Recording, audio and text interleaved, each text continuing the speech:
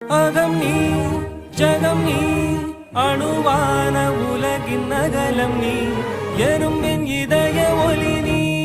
களிரின் துதிக்கை கனமும் நீ